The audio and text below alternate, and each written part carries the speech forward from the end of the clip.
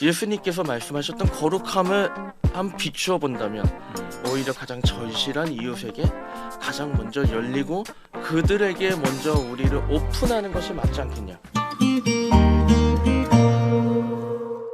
안녕하세요. 오늘은 김학중 목사님의 국민일보 오피니언 두 번째 글 교회 공간의 공유를 통해 과멸과 소멸의 아픔을 보듬어야 한다라는 것을 주제로 함께 이야기를 나눠보도록 하겠습니다. 키워드로는 저출산, 수도권 과밀, 지방 소멸, 그리고 교회 공간 활용까지 묶어서 볼 수 있을 것 같습니다. 네, 오늘 오피니언 제목이 참 인상적인데요. 단순히 교회 건물을 잘 쓰자라는 이야기가 아니라 지금 한국 사회가 겪는 아픔을 교회 공간이 어떻게 품을 수 있느냐를 묻는 제목처럼 보입니다. 맞습니다. 이 오피니언에서 아주 특징적인 게 있어요. 우리가 흔히 공간이라는 것을 그냥 숫자적으로 생각하고 그냥 사람이 사는 공간 그냥 그 정도로만 생각할 때가 많은데 이 오피니언의 특징은 공간은 그냥 부동산이나 시설 관리의 문제로 보는 게 아닙니다. 오히려 이 사람이 살아가면서 벌어지고 있는 그 상황이 일어나는 곳. 예를 들어 수도권에서는 너무 빽빽하게 있다 보니까 청년들이나 부모님들이 너무 숨막히게 살고 있고, 맞아요. 지방에서는 이제 너무 사람들이 없다 보니까 텅텅 비어서 공동체가 사라지고 있는 그런 현실이 일어나는 플레이스, 공간을 그렇게 해석을 하고 있습니다. 그 사이에서 결론부터 미리 말씀드리면 교회가 사회적인 인프라로 서야 된다는 것이 바로 이 오피니언의 결론인 거죠. 핵심이 그렇군요. 그러면 우리가 이렇게 흐름을 가져갔으면 좋겠습니다. 먼저 왜 공간 왜곡이 문제인지, 어떤 문제를 갖고 있는지, 어떤 현실인지 먼저 보고, 다음으로 교회가 이 양극화, 공간 왜곡의 양극화 속에서 어떤 자리에 있는지 보고, 마지막으로 교회가 어떻게 본인의 공간을 내어줄 것인지, 이렇게 좀 세 가지로 나눠봤으면 좋겠습니다. 오피니언 첫머리에 나오는 장면이 저는 선명하게 보고 왔어요. 먼저 수도권 신도시의 3040 맞벌이 부부가 좀 이제 풍자 비슷하게 돼 있었어요. 열이 나면 소아청소년과를 오픈런을 해야 된다. 근데 오픈런을 해도 40명, 50명씩 기다리시죠, 목사님? 아, 그럼요. 네. 저는 저희 딸이 정말 열이 나서 아플 때 제가 정말 아침 7시 혹은 7시 반에 갑니다. 그런데 충격적이게도 제 앞에 이미 8, 9명이 있어요. 그러니까 이게 열기도 전에 갔는데 이미 10명이 기다리고 있다는 네, 거고. 그렇죠. 그 다음에 보면 또 어린이집은 뭐 우스갯소리로 뭐 이제 태어나기 전부터 등록 순서를 걸어놔야 된다. 뭐 이런 진짜 이야기도 그렇습니다. 이런 진짜. 이야기도 있는 현실인 거죠. 지금 네, 보면. 진짜 그렇습니다. 네. 그게 저희 딸 얘기를 하면 저희 딸은 그래도 코로나 때 어린이집을 갔기 때문에 그래도 빨리 들어간 편인데 지금 뭐 유명한 어린이집, 잘 되는 어린이집은 들어가려면 정말 1년 반, 2년 기다려야 돼요. 어마어마합니다. 근데 이게 단순히 그냥 육아의 아픔이겠냐. 이 오피니언은 그런 뜻이 아니라는 거죠. 대한민국의 공간 불균형이 실제로 일어나고 있는 상황을 그리고 있는 거죠. 뭐 도시는 아까 말씀드린 것처럼 아이들을 돌볼 시설이 모자라서 미어터지고, 그렇죠. 정말 지방에서는 아이들이 없고 젊은 사람이 없어서 학교가 폐교가 되고 농촌에서 일할 사람이 없고 정말 70대 되신 분이 청년회장, 정말 젊은 사람 한 명만 오면 막 만세를 부르는 이런 상황. 뭐 그런 마을이 텅 비어가는 그런 모습. 문제는 뭐냐? 이런 일이 벌어지잖아요. 그러면 그냥 불균형으로만 끝나는 것이 아니라 젊은 사람과 그다음에 청년들, 그다음에 아이들이 점점 더 인프라가 있는 도시로 가면서 이런 악순환이, 이런 불균형이 점점 더 심해진다는 게 진짜 큰 문제인 거죠. 그러니까 저출산의 숫자만으로만 보면 현실을 다 못 본다는 말씀이겠네요. 출산율 하락 뒤에는 어디에 사람이 몰리고 어디에 비어가는가에 대한 공간의 문제가 숨어 있는 것 같습니다. 맞습니다. 실제로 제가 최근에 폐교에 관한 그런 다큐멘터리를 봤습니다. 왜냐하면 제가 초등학교 졸업장을 받았던 이 초등학교도 올해 2월에 폐교가 됐거든요. 제가 다닐 때가 전교생이 98명이었는데 네. 정말 사람들이 하나하나 사라지면서 폐교가 되더라고요. 실제로 폐교에 대한 다큐멘터리를 보면 핵심이 이겁니다. 학교가 없어지면 그나마 있던 젊은 사람과 아이들에 대한 인프라가 사라지고 그럼 마을은 점점 더 소멸된다라는 게 문제인 거죠. 그러니까 뭐 있자니 애들이 없고 네. 없애면 애들이 더 없어지고 뭐 이런 악순환이라는 거잖아요. 네, 그렇죠. 그러니까 도시하고 시골을 한번 비교해 보면요. 도시는 내가 있을 공간이 너무 좁아서 인간적인 삶이 무너지는 거고요. 시골은 너무 사람이 없어서 관계도 안 되고 돌봄도 안 되고 이건 뭐 인간다운 삶을 뭐 물론 세계마다 다르긴 해도 우리가 생각할 때 지금 우리의 현실에서 인간적인 삶이 사실상 어렵다는 거. 오피니언에서 말하는 핵심이 바로 이 극단적인 대비를 현실을 이야기하고 있는 거죠. 그러니까 이제 공간이 단순히 그냥 우리의 살아가는 배경이 아니라 그냥 인간이 살아가는 그 삶의 현장, 또 이제 우리가 어떻게 살아갈 것인가, 존엄성에 대한 문제, 또 우리가 어떻게 이 공간을 가지고 공공선을 이룰 수 있는가, 이 부분에 대해서 다루고 있다고 볼 수 있을 것 같습니다. 그런데 이 오피니언에서는 사회 전체 이야기만 하지 않고 곧바로 교회 이야기로 들어갑니다. 교회도 이 공간 양극화 한가운데 있다는 말씀인 거겠죠? 그렇죠. 예를 들어서 이제 수도권의 교회들을 한번 보시면 이게 큰 교회고 작은 교회고 상관없이 주일마다 벌어지는 사태가 있어요. 뭐죠? 주차 문제. 이게 맞아요. 사람들이 주일마다 와서 힘들어요. 막 여기저기 차를 데려다 보면 막 이제 막 그 골목에서 빵빵거리고 막 민원 들어오고 그치. 막 난리가 네. 나잖아요. 네. 그러다 보니까 이제 교회들이 어떻게 하냐 막 주차장을 짓는데 막 시간 쓰고 또 어떤 교회는 막 교육관을 짓는데 막 시간을 쓰려고 하고 근데 시간을 쓰다 보면 그거 자체가 또 일조권 문제니 소음 문제니 막 그래갖고 굉장히 이웃들과 많이 갈등을 겪기도 하죠. 네. 반면에 지방교회는 어떠냐? 저희 아버지가 목회하시던 교회를 보면 저희 아버지가 처음에 가서 하셨을 때 90년대 초반만 해도 교인이 70명, 80명이었습니다. 그런데 지금은 그 반도 안 된대요. 공간이 너무 비었고 특히 문제가 뭐냐? 젊은 사람이 제일 젊은 분이 70대 초반인 거예요.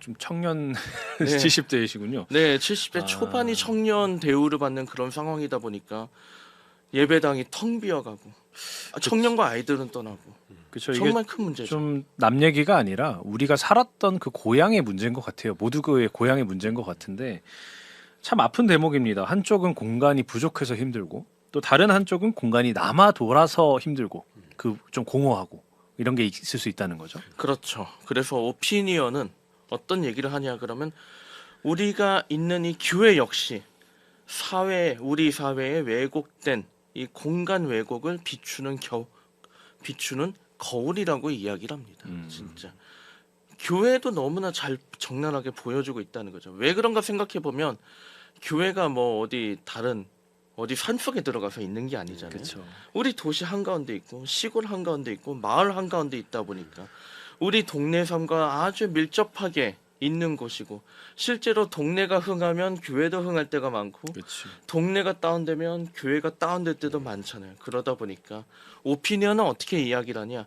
교회 공간도 정말 사회의 아픔에 함께하고 오히려 더 사회에 더 문을 활짝 열어야 된다. 이런 얘기를 하고 있는 겁니다. 그럼 우리가 한번 질문을 해볼 수 있을 것 같습니다. 평일 주중 6일 동안에 교회의 넓은 공간은 대체 누구를 위해서 존재해야 하는가? 이거 담임 목사님 맨날 말씀하시는 부분이잖아요. 맞아요. 근데 오피니언에서 그래서 그런지 좀 강하게 표현하셨어요. 그 공간의 직무유기다. 네. 아우 네, 정말 오, 셉니다. 센 말인데. 정말 셉니다. 이게 저희가 어떻게 받아들여야 될까요? 아니 사실 교회 공간을 보면은 우리가 실제적으로 쓰는 날이 거의 주일날 쓰고요. 조금 더 활동적인 교회가 토요일날 좀 쓰고 아니면 수요 예배, 금요 예배 그것도 그때- 저녁만 쓰는 거잖아요. 예, 그렇죠. 네, 저녁 시간. 동안. 아니면 이제 매일마다 켜긴 하죠. 새벽 예배. 근데 그것도 일부 공간만 쓰잖아요.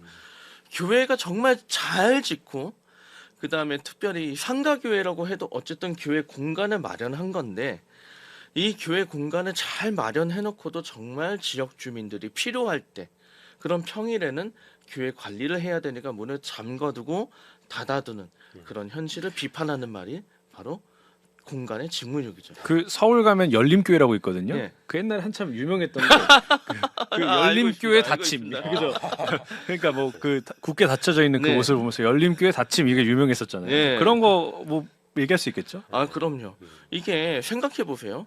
수도권의 도시에서는 아까 얘기한 것처럼 아이를 맡길 곳이 없어. 발 동동 구르는데 교회 유아실은 그냥 잠긴 채 그냥 텅 비어 있어요. 마을에서는 마을회관 기능이 약해지고 어른들이 어디 가 있을 데가 없고 그나마 이제 노인정에 가서 그냥 수다나 떨고 막 그럴 때가 많은데 정작 이 인프라가 잘 되는 교회 식당이나 로비는 일주일 내내 닫혀 있는 상황. 이것이 바로 오피니언에서 제기하는 공간의 직무유기란 문제죠. 그러면 결국 교회가 공간을 우리만의 거룩한 장소로만 묶어두면 세상과 연결되어야 할 자산 안에서만 맴도는 거겠네요. 그럼요. 물론 공간 관리 참 중요하죠. 우리도 항상 집 단속만 해도 많이 고민되고 그리고 어떤 공간에 대한 질서를 지켜가는 것도 중요합니다. 교회로서는 예배에 대한 질서를 지켜가는 것도 중요하죠. 하지만 오피니언에서 묻는 게 뭐냐면 과연 거룩함이라는 것이 닫기만 하고 분리만 하고 그렇게 서로 구분되기만 하면 과연 그것이 거룩함이 증명될 수 있겠냐는 거죠. 예수님께서 말씀하셨던 거룩함을 한번 비추어 본다면 오히려 가장 절실한 이웃에게 가장 먼저 열리고 그들에게 먼저 우리를 오픈하는 것이 맞지 않겠냐. 이것이 바로 오피니언에서 얘기하는 핵심인 거죠. 그러니까 이제 시대는 어떻게 교회를 새로운 공간을 짓느냐보다는 있는 공간을 어떻게 활용할 거냐. 뭐 이런 생각에 더 집중해 봐야 된다는 이야기로 읽힙니다. 예. 오피니언 후반에는요 아주 구체적인 제안이 세 가지를 제시해주고 있는데요. 하나씩 짚어주시면 좋을 것 같습니다. 자, 세 가지 이야기하고 있죠. 정말 아주 우리가 주목할 만한 부분이 있다고 보는데요.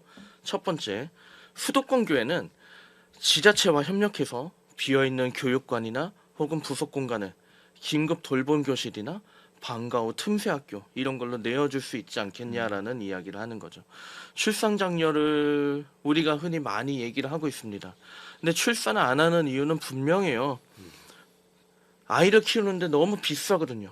비용도 비싸고 그런데 교회가 그 비용에 대한 부담을 줄여줄 수 있도록 공간에 대한 문제를 좀 줄여줄 수 있도록 그렇게 하다 보면 3040 부모들이 경제적으로 시간적으로 좀 숨통을 트일 수 있는 그런 여유가 생기지 않을까. 그런 물리적 공간을 제공하는 것이 맞다라는 것이 첫 번째인 거죠. 그러니까 약간 뭐 아이 키우는데 힘들지 기도할게 이게 아니라 실제로 아이를 같이 돌봐주는 그럼요. 단위가 돼야 된다. 네. 이렇게 볼 수 있겠죠. 자, 그러면은 이제 두 번째 한번 얘기를 해볼까요? 지방교회는 어떻게 해야 될까요? 그러면 소멸 위기의 지방에 있는 교회들은 어떻게 가냐?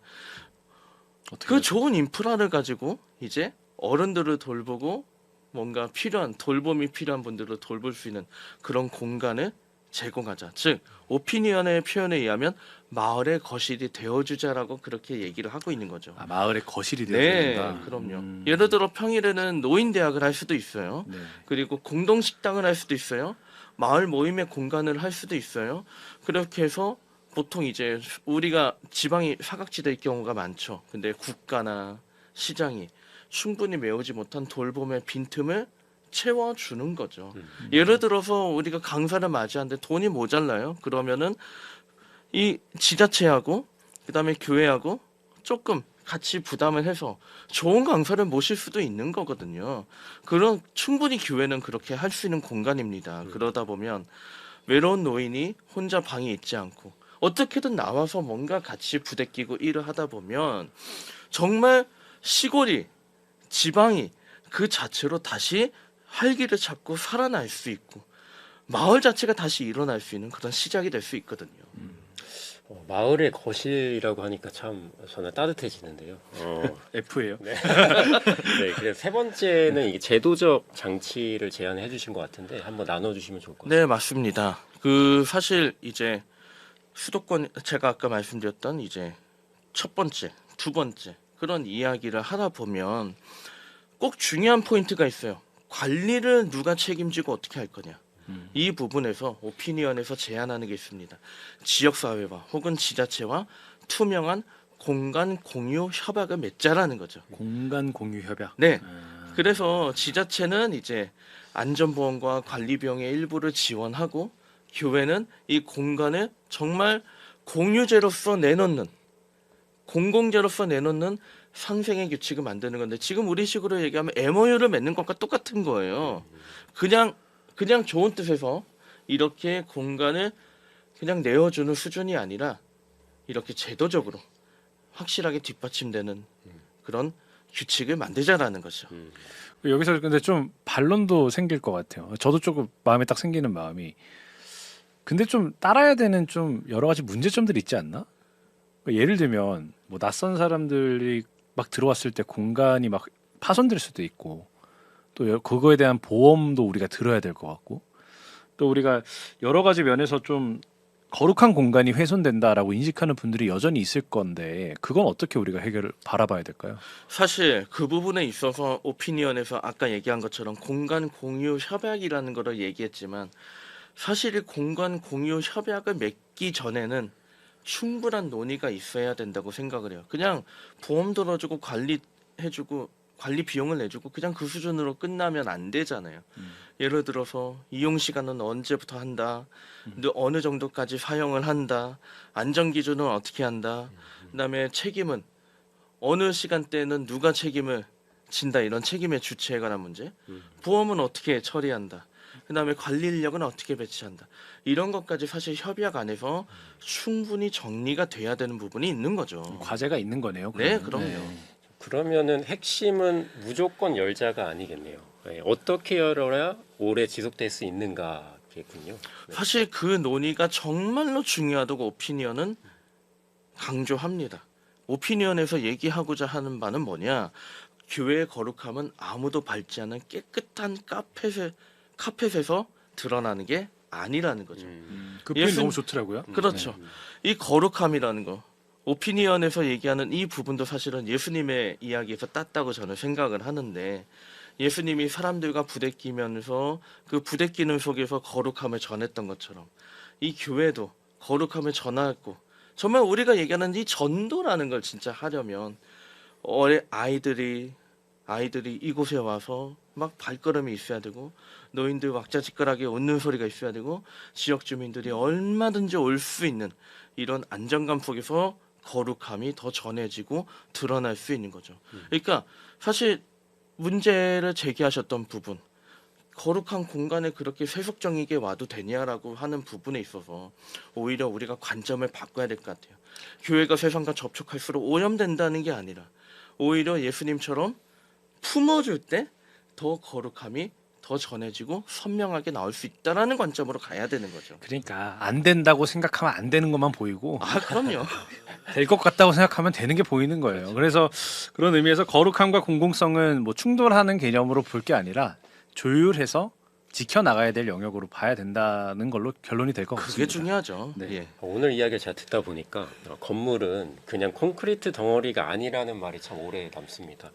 누가 드나들고 어떻게 쓰이느냐에 따라서 그 건물이 세상에 메시지를 던진다는 것이죠. 예, 그렇죠. 아까도 이제 그 해프닝을 얘기했지만 아무리 교회 이름이 열려 있다고 해도 네, 네, 열림교회 닫힘. 네, 그 닫혀 있는 모습을 보여주면 교회는 너희들에게 닫혀 있어라는 메시지를 전하게 되는 거고 아무리 교회 이름이 닫힘교회라고 해도 예, 활짝 열려 있는 있다만. 활짝 열려 네. 있으면 그 자체가 이미 복음은 열려 있다라는 걸 얘기하는 거 아니겠습니까? 사실 우리가 전해야 될 복음은 열린 복음이겠죠. 오피니언은 분명하게 그거를 얘기합니다. 갈 곳이 없는 부모님에게 혼자 늙어가는 어르신들에게 그리고 정말 사각지대에 놓인 우리 마을의 수많은 이웃들에게 여기 빈방 있습니다 얘기해 주는 거 그렇게 해서 얼마든지 교회로 오세요라고 얘기할 수 있는 거 이것이 바로 우리 사회가 교회로부터 듣고 싶어하는 가장 첫 번째 말이 아닐까 오피니언이 그렇게 얘기하고 있는 거죠. 쉽게 얘기하면 교회는 뭐 나 이렇게 예쁜 교회를 가지고 있어. 나 이렇게 큰 예배당을 가지고 있어를 자랑하기보다 우리 교회는 이렇게 열려 있어라는 걸 자랑해야 된다. 또 그렇게 지향해야 된다라고 오늘 담임 목사님께서 적어주신 것 같습니다. 맞습니다. 이 담임 목사님께서 적어주신 이 오피니언을 한번 잘 보면 사실 교회 공간은 미적으로 아름다운 게 중요한 게 아니고 그리고 시설이 정말 멋진 게 중요한 게 아니고 사실 모든 교회 공간의 핵심은 마을 사람들을 우리 안에 포용해서 그 사람들을 거룩하게 만들어가는데 핵심이 있는 거죠. 그런 점에서 공간을 나누는 일은 어디서부터 시작해야 되냐? 우리가 시설을 이렇게 활용하겠습니다. 어떻게 가겠습니다. 그런 문제가 아니라 우리가 사회로부터 신뢰를 얻는 부분에서부터 시작을 해야 되는 거죠. 그렇죠. 교회가 우리 안의 편의만 생각하는 게 아니라 이웃의 필요를 먼저 생각할 때 무너진 사회적 연대를 세우고 사회로부터 신뢰를 얻는 작은 마중물이 될 수 있다라는 거. 오피니언은 그 부분을 분명하게 이야기하고 있습니다. 오늘의 한국 교회가 우리 사회 속에 신뢰를 얻으려면 무엇을 해야 되냐? 바로 공간을 내어주는 그 결단부터 해야 된다는 거. 네, 이제 마치려고 합니다. 오늘 방송은 우리 김학준 목사님의 국민일보 오피니언 트렌드 리더 두 번째 글을 바탕으로 한번 정리를 해보았습니다. 우리 교회의 빈방은 어디에 있는지, 그리고 그 빈방을 누구에게 내어줄 수 있을지 여러분도 함께 고민해 보시면 좋겠습니다. 함께 해주셔서 감사드리고 2주 전과 마찬가지로 좋아요와 또 댓글과 그리고 알림 설정, 구독 우리 부탁드립니다. 다음에 또 만나겠습니다. 안녕. 안녕. 안녕. 예수